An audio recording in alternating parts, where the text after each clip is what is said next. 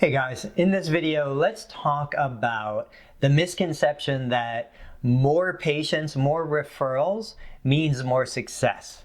For most of us, we're not in the business of selling other people's time for money. We're in the business essentially of selling our expertise, our knowledge, and in some cases, our time for money. So we don't need high volumes of referrals, but we do need the right kind of referrals, and that's what I want to talk about today. What is the right kind of referral? I can tell you from my perspective. Now, I've been a clinician probably about 15 years. I've been a private practice owner going on close to 20. And over that time, I've run the gamut from larger corporate style private practice owner to more boutique, niche-based private practice owner. I can tell you that as a clinician, the reason why I chose to go into private practice in the first place was because I felt like I could provide a better patient care experience. I could see fewer patients and probably make a little more money in the process. I was frustrated with working for a hospital-based practice because I couldn't make the changes that I wanted to make, even something as simple as changing the admissions process. One of my goals as a practice owner was to streamline the admissions process. I don't want a patient coming into my practice, sitting in a chair, spending 20 minutes trying to fill out 10 pages of paperwork. To me, that's miserable. That's a horrible patient care experience. So one of the priorities, and I've achieved that, is when a patient walks in my clinic for the first time, they literally sign one piece of paper and we get started. They don't even get the chance to sit in the reception area before we meet, we talk, and we go back into the exam room to start the initial evaluation. But that's a priority to me. It doesn't mean it's a priority to you. So let's talk about the difference between more patients versus more of the right patients. If you've watched my marketing over the past couple of years, you've seen that I've kind of migrated to more of a general practice. You know, if you would have come to me a decade ago, asking if you should brand yourself, asking if you should put your name anywhere in your marketing, I would have emphatically said no. I would have said, you're selling the practice. You're selling the outcome the practice can provide. You're selling the qualities and the benefits of your staff, not yourself. Because if you sell yourself, you're stuck treating patients for the rest of your life. That was my advice before. As with most things in life, opinions change, circumstances change, and I would say that now with social media, with the presence of YouTube and Instagram and Facebook and LinkedIn, you're able to sell you while still removing yourself, stepping back from actually being the person delivering patient care.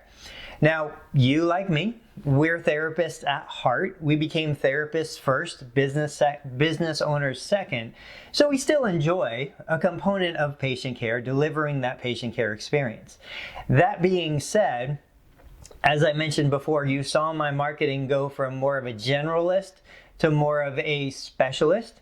I'm trying to position myself as the therapist in town who primarily treats patients after a total knee replacement.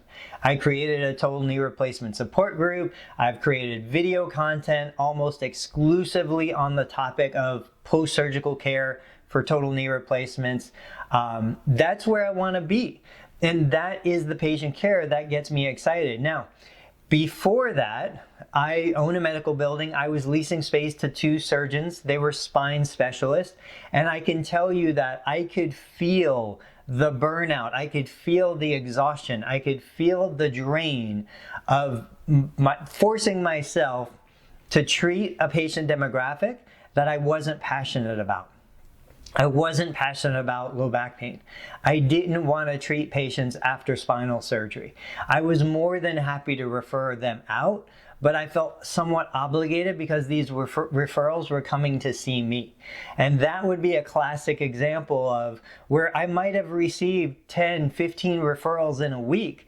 They weren't the right kind of referrals. They resulted in more work, lower reimbursement, lower compensation, lower net profit, and at the end of the day, it's just exhaustion. Now, flip-flop that with the current situation.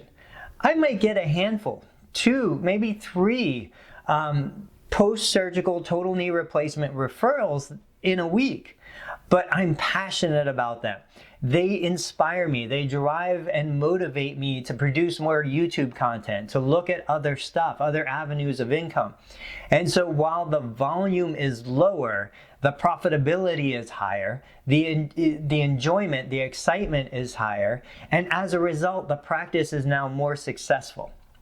So that being said, the take-home message here is more patient visits, more patient referrals is rarely the solution and doesn't often lead to a more profitable practice for a typical, owner-operated, smaller private practice. What we want is we want more of the right referrals, not just more referrals. And that being said, it's imperative that you learn how to craft your message, how to speak to the population that you want in your clinic, whether it be CrossFitters, whether it be golfers, whether it be geriatrics who love gardening.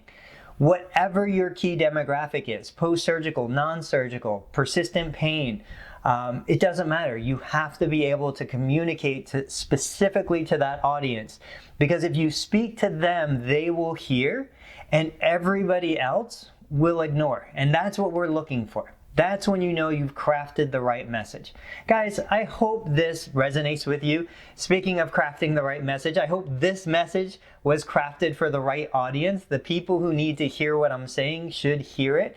The people who don't want to hear what I'm saying should ignore it. Guys, as always, thank you for your support. Subscribe to the channel. Follow us on Facebook. I'll catch you on the next video.